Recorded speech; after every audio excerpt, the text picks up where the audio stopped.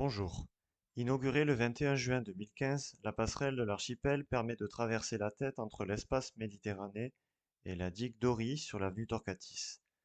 Vendue comme passerelle piétonne et cyclable lors de sa promotion, on y installe pourtant des chicanes anti-scooters qui viennent compliquer le passage de tous les vélos classiques et l'interdire à beaucoup de cyclistes.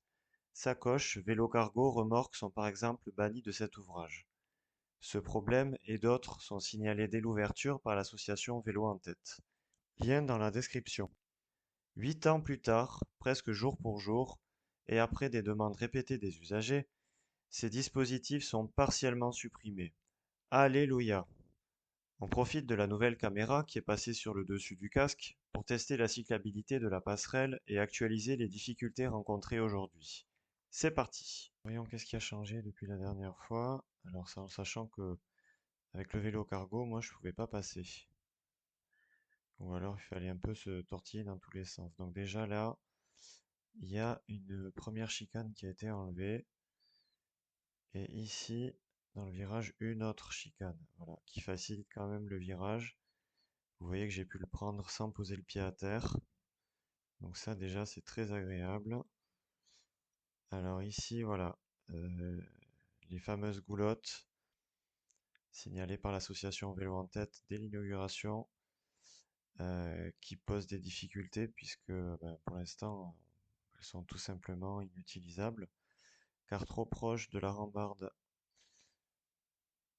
Et du coup c'est dommage parce que les rambardes elles pourraient être mieux utilisées et la goulotte pourrait être placée au centre pour les vélos. Ça éviterait d'encombrer la rampe d'accès qui pourrait servir aux personnes à mobilité réduite. Alors là à droite, voilà, on a l'escalier qui est plutôt pour les piétons, en tout cas ceux qui veulent aller côté droit. Et pour le côté gauche, il y a cet autre escalier qui est plutôt dangereux pour les cyclistes parce que il n'est pas très visible et donc il y a un risque de chute à cet endroit-là. Voilà, donc là on fait demi-tour pour le tester dans l'autre sens. Et voilà la difficulté principale, c'est qu'on a des rampes d'accès qui sont trop étroites.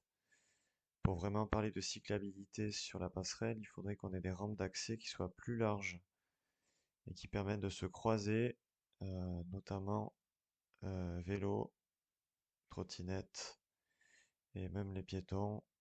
C'est pas toujours confortable, on va le voir tout de suite. Voilà, le piéton est obligé de se coller un petit peu à la rambarde. Donc c'est jamais très confortable. On voit l'escalier. Alors on pourrait imaginer comme solution une rampe sur une partie de l'escalier, hein, d'un côté ou de l'autre, qui permettrait d'accéder directement à la passerelle sans se tortiller dans les virages de la rampe actuelle.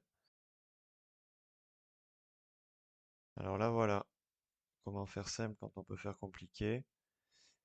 Il y avait précédemment une rampe d'accès qui serait fort utile. Alors là j'ai dû m'y reprendre à 2 fois parce que j'avais pas pris le virage assez large. Je suis à pied, donc là c'était pas évident. Et voilà, pour se croiser, quand il y a deux guidons, c'est compliqué. On se demande pourquoi ils ont enlevé cette rampe d'accès qui était là-bas. Mais bon. Allez, c'est la fin de cette vidéo. Merci à tous de l'avoir suivi. N'hésitez pas à vous abonner, à la partager et à laisser des commentaires. À bientôt pour une prochaine vidéo.